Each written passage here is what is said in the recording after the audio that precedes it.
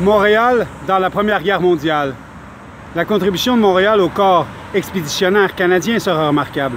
La première unité canadienne à rejoindre le front, le Princess Patricia, Canadian Light Infantry, sera levée grâce à l'initiative d'un riche Montréalais, Andrew Hamilton Goh, qui fournit les fonds pour son recrutement et son équipement. Des renforts pour le régiment seront ensuite recrutés en grand nombre parmi les étudiants et anciens étudiants de l'Université McGill. Environ 10% des membres du corps expéditionnaire canadien, soit quelques 60 000 hommes et femmes, se sont enrôlés à Montréal entre 1914 et 1918. Pendant toute la Première Guerre mondiale, Montréal est le centre de recrutement le plus important au Québec et l'un des plus importants au Canada. Empress Theatre. Montréal, ça s'appelle Ville-Marie. C'est la plus grande ville dédiée à Marie, la mère de Jésus, nord du Mexique. Ceci dit, tous les États-Unis sont entre le Canada et le Mexique. Et pourtant, la plus grande ville catholique qui aime Marie, la mère de Jésus, c'est Montréal. Alors, ça vous dit pas peu, hein? Peu de mots suffit au bon entendant.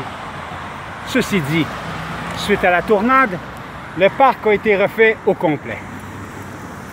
Ah, plaque pour l'armée, tigidou.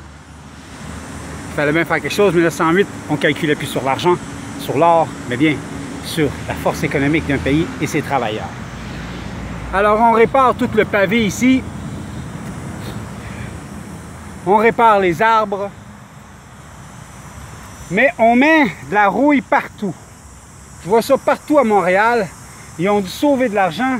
Ils n'ont pas galvanisé les trottoirs, ni les rods, ni les clous. Alors on l'étonne pas les clous, on galvanise pas les rods, on protège pas contre la rouille. On se fait un maximum de profit. Par contre, Montréal est une ville et le génie civil est la colonne vertébrale d'une ville avec l'économie nationale qui est l'intelligence hypothécaire. Lorsqu'on achète une maison, ça donne un boost à l'économie nationale. Lorsqu'on détruit le génie civil d'une ville, on détruit son économie. Des trottoirs rouillés, des plaques de la ville rouillées, des parcs reconstruits, mais pas les 50 super cliniques promis par le ministre de la Santé à l'époque Barrette, et qui, importe, qui sera le ministre de la Santé, il y a quand même 50 à 60 super cliniques de 60 médecins chacun qui sont attendus au Québec. Expropriation. Lorsqu'un propriétaire a un terrain et qu'il veut le vendre à plusieurs fois le prix qu'il l'a payé et qu'il empêche le développement de son lot, le terrain, son emplacement, la ville exproprie le propriétaire, lui rembourse son prix d'achat plus 10% et incite les investisseurs à construire quelque chose comme sur la rue Mills, une instance d'expropriation pour Canal La Chine pour le 875 Mills, Vieux-Montréal. Un terrain acheté à 100 000, ils demandent 10 millions et ils n'ont jamais développé rien depuis 2010. Dans ce cas-ci, c'est la ville qui a acheté et c'est la ville qui laisse pourrir. C'est la ville qui prend le risque. Qui exproprie la ville? Dans certains cas, c'est le Vatican qui donne les permis quand les terrains sont catholiques, comme le Centre médical de McGill ou l'Université de Montréal. Dans certains cas, c'est le gouvernement fédéral qui prend par-dessus le gouvernement provincial en l'absence de Cour suprême du Québec, en québécois, au Québec, Québec, France, colonie française, qui n'a jamais eu de référendum pour faire partie du Canada et qui n'a jamais signé la Constitution canadienne. Il est temps que les clowns retournent au cirque. On n'augmente pas les comptes de taxes de tout le monde. On exproprie et on stimule l'économie. Économie 101. Ce n'est pas en montant les comptes de taxes de tout le monde qu'on va améliorer la ville si les services publics nous mettent de la rouille partout, privatisent partout, fraudent partout, volent les fonds de pension et n'exproprient personne, reconstruit rien. C'est très important de bâtir les super cliniques.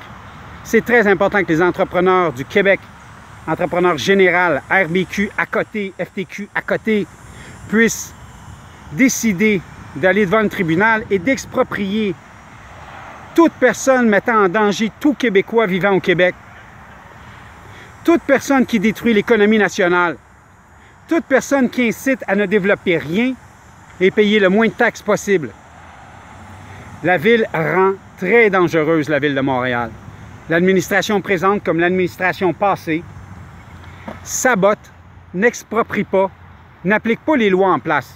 On ne demande pas d'écrire de nouvelles lois ou des lois bilatérales, mais bien de respecter les lois en place. Il est temps d'avoir les 50 super cliniques. Je connais au moins 50 personnes qui ont besoin de se faire exproprier. Alors, incluant les terrains de la ville, comme le cinéma Empress. Ça n'impresse personne ce que la ville de Montréal fait. Commencez par réparer tous vos terrains, toutes les propriétés dont la ville de Montréal est propriétaire. 1098 rue Clark, 1092 rue Clark. Commencez par entretenir vos propres immeubles et payer des taxes sur vos immeubles lorsque vous allez les exploiter avant d'exploiter les contribuables. J'ai été faussement accusé puis mis en prison longtemps. J'ai lu beaucoup. Mon père m'a appris beaucoup et ma mère aussi. Si la politique m'a envoyé en prison, la politique me libérera. Bien à vous. Les super cliniques, FTQ, APCHQ, ABQ, expropriation, construction, des sujets qui m'intéressent. Bien à vous. Bonne journée. Massacre total de l'économie québécoise. Massacre total du plan des super cliniques du ministre Barrette. C'est dans une tristesse profonde que je pense à tous les gens qui ont besoin de soins à NDG. Bonne journée, boss!